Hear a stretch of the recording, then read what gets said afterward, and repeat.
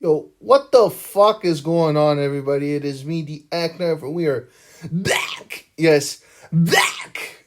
And we are here today to talk Worlds Collide 2022 NXT America versus NXT UK taking place this upcoming weekend, Sunday, September the 4th. Maybe did I get that right?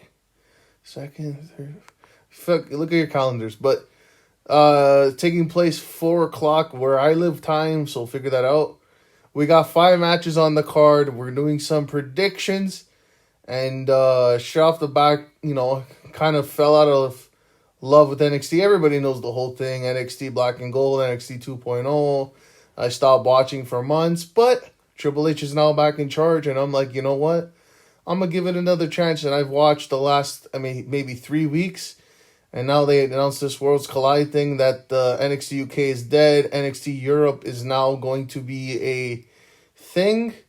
So I gave it a chance. And, the shows, in my opinion, is still not the best. Like Raw and SmackDown are significantly better shows, in my opinion. But NXT is a bit better, but it's not still shit, really. But, with this NXT UK merger event, you're seeing more of the black and gold type talent with those veteran UK wrestlers who can go mixed within your rookies and your new up-and-comers that are learning. It's a good mix, and I think it could make for some interesting matchups. So let's go right off the back. We're going to start from the bottom to the top here. We got Gallus versus Pretty Deadly versus the Creed Brothers versus Josh Briggs and Brooks Jensen for the NXT and NXT UK tag team titles. So winner takes all. Now off the bat, Josh Briggs and Brooks Jensen, I don't like them. Creed Brothers are great. Pretty Deadly, fucking amazing. If you know me, you know my dream match is Pretty Deadly versus FTR. That's a dream match. I would love to see that. And Gallus, I've only seen a handful of their matches. They're great too. All I ask is they change Wolfgang's name to like Tim Coffee or something generic like that, just so it'd just be funny. But don't do that. So right off the bat, I don't want the fact that Josh Briggs and Brooks Jensen are holding the UK titles. That's an embarrassment.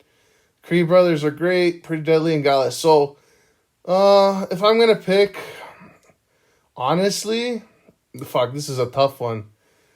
If you want to fucking establish your new faction in Gallus, you give it to Gallus. Pretty Deadly's already held the tag team NXT titles. The Creed Brothers NXT titles. They've all held gold in WWE. But honestly, I would give it to Gallus. They're a great team. It would establish that this is a dominant, you hear that voice crack? A dominant team and whatever, build up your division. So I'm going to say Gallus. Katana Chance and Kaden Carter versus Nikki Ass and Doudrop for the NXT Women's Tag Team Championships. This past week, Tuesday, when they came out to answer the challenge to fight the Women's Tag Team title opportunity here at the pay-per-view, when Nikki Ass and Doudrop came out, this crowd of 100 or so people, 100, 200 people, reacted like it was Hulk Hogan coming back to wrestle, or like Chris Benoit coming back from the dead. This is how no, that's not how they reacted. They'd have been like, what the fuck? This is more of like Stone Cold. No, I'm joking. But anyways, Nikki Ass and Doudrop are not winning. If you watch Raw this past week, you could see in the backstage in a segment, they were in the back and they were arguing.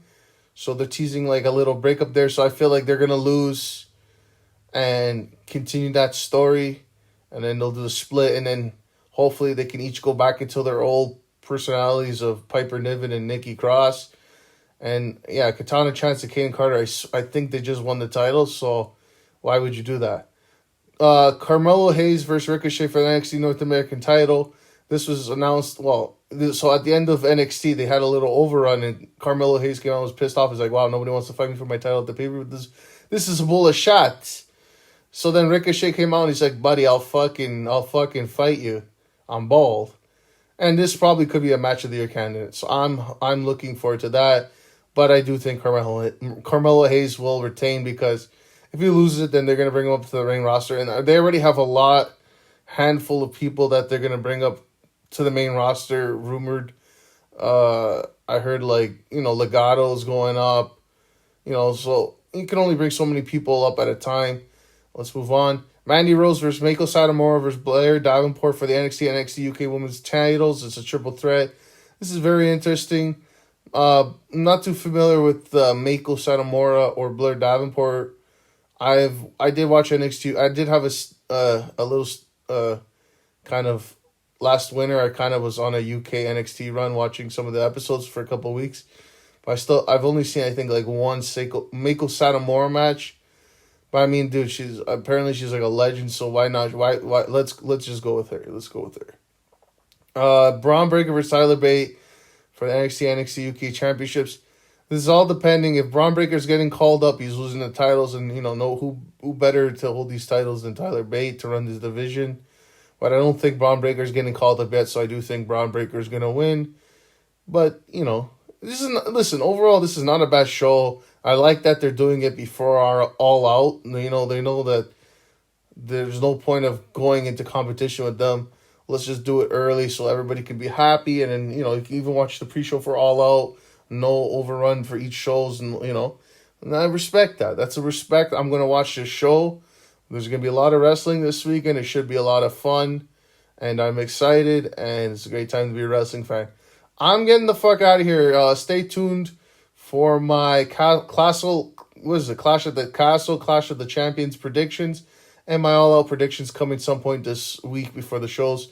So stay tuned for that. Like, subscribe. And fuck yourself, bitch. Okay, I go now. Fuck you. No, I'm joking. Thank you for watching, and still fuck you.